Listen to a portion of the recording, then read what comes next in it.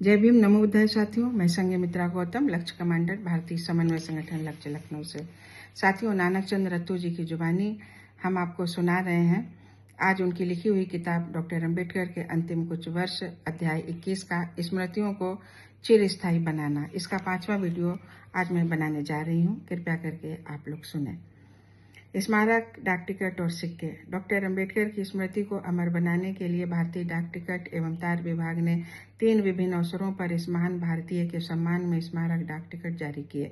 14 अप्रैल 1966 को डॉक्टर अम्बेडकर के 75वें जन्मदिन पर चित्रयुक्त 15 पैसे का डाक टिकट जारी किया गया। 25 लाख डाक टिकट छापे गए।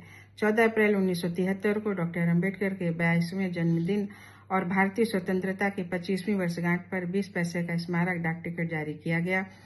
डाक टिकट में डॉक्टर अम्बेडकर का चित्र और पृष्ठभूमि में संसद का चित्र अंकित था।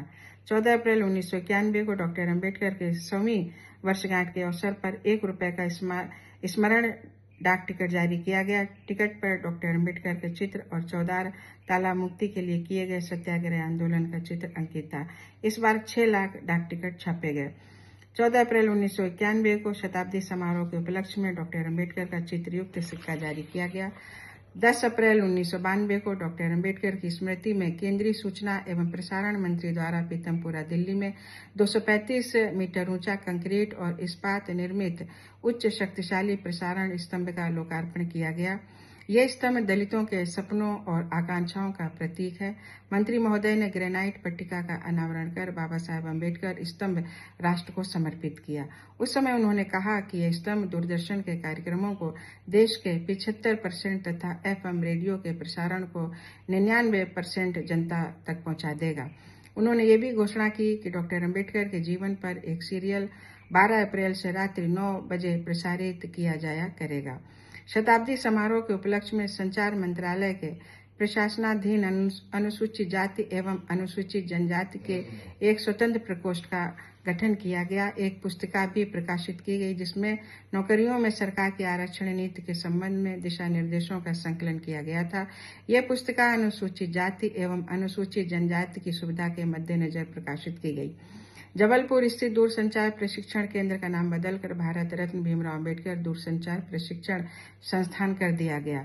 इसका लोकार्पण माननीय संचार उपमंत्री द्वारा देश के नाम किया गया। अनेक बस्तियों, पार्कों और गलियों के नाम भी बदलकर डॉक्टर BR अम्बेडकर के नाम पर कर दिए गए। संचार मंत्रालय के कार्यालय भवन और कक्षों में डॉक्टर अम्बेडकर के चित्र लगाने के निर्देश दिए गए।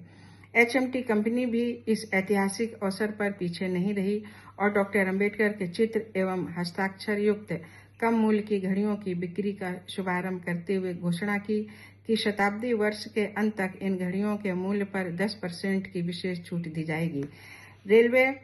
उत्तर रेलवे ने भारत रत्न डॉक्टर अम्बेडकर को श्रद्धांजलि अर्पित करने के लिए उनकी स्मृति में एक स्मारिका प्रकाशित कर स्वयं को गौरवान्वित अनुभव किया। उसके शब्द अभी भी प्रतिध्वनित होते हैं। महिमा तो उनकी है जिन्होंने भारी असंगतियों, अपमानों और खतरों के बावजूद गुलामों को स्वतंत्र कराने में अपना संघर्ष तब तक जारी रखा जब तक दलितों को उनका सम्मान और अधिकार मिल नहीं गया। मराठवाड़ा विश्वविद्यालय का पुनर्नामकरण। महाराष्ट्र की विधानसभा में एक निर्विरोध प्रस्ताव पारित कर औरंगाबाद स्थित मराठवाड़ा विश्वविद्यालय का नाम डॉक्टर BR अम्बेडकर विश्वविद्यालय कर दिया गया।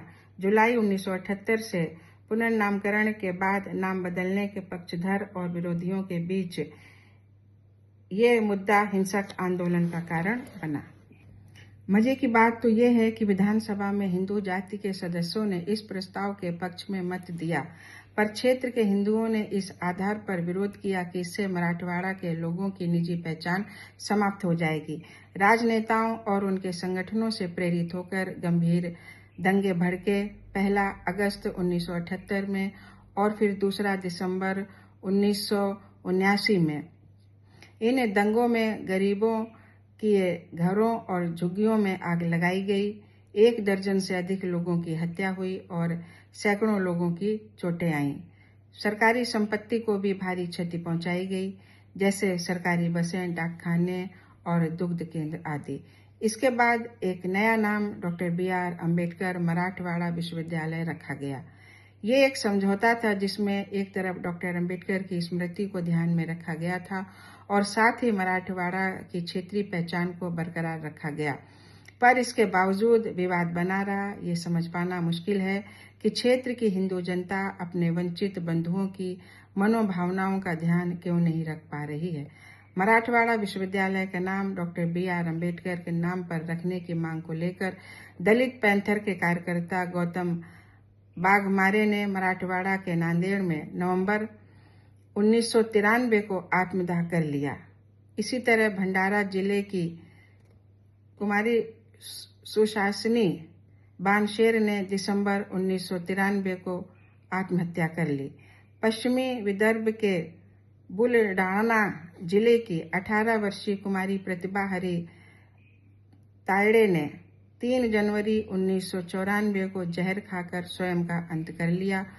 उसके पास से एक नोट मिला जिस पर अंकित था, ऐसा वो इस मांग को लेकर कर रही है कि मराठवाड़ा विश्वविद्यालय का नाम डॉक्टर BR अम्बेडकर के नाम पर रखा जाए। धारवाड़ विश्वविद्यालय कर्नाटक से राजनीति शास्त्र से परास्नातक और त्यागनगर निवासी अनंत कुमार ने मद्रास से कालीकट जाने वाली इंडियन एयरलाइंस के विमान IC 995 का अपहरण कर लिया और धमकी दी कि 56 यात्रियों को ले जा रहे इस विमान को वह प्लास्टिक बम से उड़ा देगा। अन्य मांगों के अतिरिक्त उसने ये भी मांग रखी कि मराठवाड़ा विश्वविद्यालय का नाम डॉक्टर अंबेडकर के नाम पर रखा जाए। अंत में 15 वर्ष के बाद सरकार अपने निर्णय को लागू कर पाई कि औरंगाबाद स्थित मराठवाड़ा विश्वविद्यालय का नाम बाबा साहेब डॉक्टर अंबेडकर मराठवाड़ा विश्वविद्यालय रखा जाए। 14 जनवरी 1994 को महाराष्ट्र के राज्यपाल PC अलेक्जेंडर ने इस आशय का अध्यादेश जारी किया। बौद्ध प्रशिक्षण केंद्र और डॉक्टर अंबेडकर संग्रहालय। दिसंबर 1975 में भारतीय बौद्ध परिषद की स्थापना हुई, जिनका मुख्यालय नागपुर में बनाया गया। परिषद ने एक महत्वाकांक्षी, विस्तृत तथा व्यापक योजना बनाई कि एक बौद्ध गुरुकुल धम्म प्रचारक प्रशिक्षण संस्थान की स्थापना उसे दान में मिली 12.5 एकड़ भूमि पर की जाए। संस्थान का उद्देश्य धम्म के आदर्शों का प्रचार प्रसार था, ताकि बाबा साहेब डॉक्टर अंबेडकर के सपनों, उद्देश्यों, महत्वाकांक्षाओं और प्रेरणाओं को पूर्ण किया जा सके और बुद्ध धम्म को उसकी जन्मभूमि पर पुनर्जीवित किया जा सके। ये स्थान नागपुर से 12 किलोमीटर दूर कटोल मार्ग पर स्थित चिचोली गांव के निकट है। ये स्थल शांतिपूर्ण, मनमोहक और सुरम्य है। योजना के तहत धम्म प्रचारकों के लिए प्रशिक्षण विद्यालय स्थापित हैं, जिसमें कक्षाएं, छात्रावास, पुस्तकालय तथा शिक्षकों, छात्रों और शोधार्थियों के लिए विश्राम गृह की सुविधा है। वहां बुद्ध विहार और मुद्रणालय की स्थापना की गई है, जिसमें प्रतिष्ठित विद्वानों द्वारा लिखित पुस्तकों का प्रकाशन होता है, ताकि देश की जनता में इसका व्यापक प्रसार किया जा सके। बुद्ध विहार, मुद्रणालय, भवन, कार्यालय और अब पानी की ऊंची टंकी भी बन गई है। अंबेडकर संग्रहालय के निर्माण की परिकल्पना को नानक चंद्र रत्तू ने अपने आवास पर ठोस स्वरूप प्रदान किया। इसमें एक शानदार गुंबद, सुंदर वास्तु संरचना और 24 फीट ऊंचे उदात्त प्रवेश द्वार का प्रावधान किया, जो बौद्ध विचार और दर्शन के प्रमुख सूत्रों को प्रतिबिंबित कर सके। इसमें अंबेडकर अतिथि गृह का भी प्रावधान रखा गया, जिसमें पृथक पृथक स्नान गृह युक्त 6 कमरे, एक बड़ा हॉल और रसोई घर की व्यवस्था रखी गई। भव्य अंबेडकर संग्रहालय और अतिथि गृह का निर्माण अंबेडकरवादियों द्वारा उदार हृदय से दिए गए दान द्वारा संभव हुआ। इनमें से ज्यादातर यूनाइटेड किंगडम में बसे जालंधर और होशियारपुर के लोग तथा उनके संगठन थे। ये दान नानक चंद्र रत्तू जी द्वारा जून 1993 में यूनाइटेड किंगडम के भ्रमण के दौरान की गई अपील के बाद संग्रहित हो सका।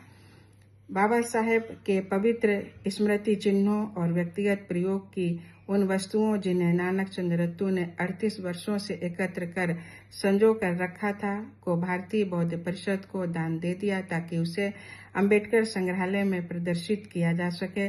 संग्रहालय का कार्य लगभग पूरा हो रहा है। ये एक ऐतिहासिक स्मारक, विश्व प्रसिद्ध बौद्ध तीर्थ तथा आय का स्रोत होगा। तो साथियों, छठा वीडियो मैं आगे बनाऊंगी, तब तक आप लोग इंतज़ार कीजिए और आप सभी लोगों को मेरा पुनः नमो बुद्धाय जय भीम। धन्यवाद।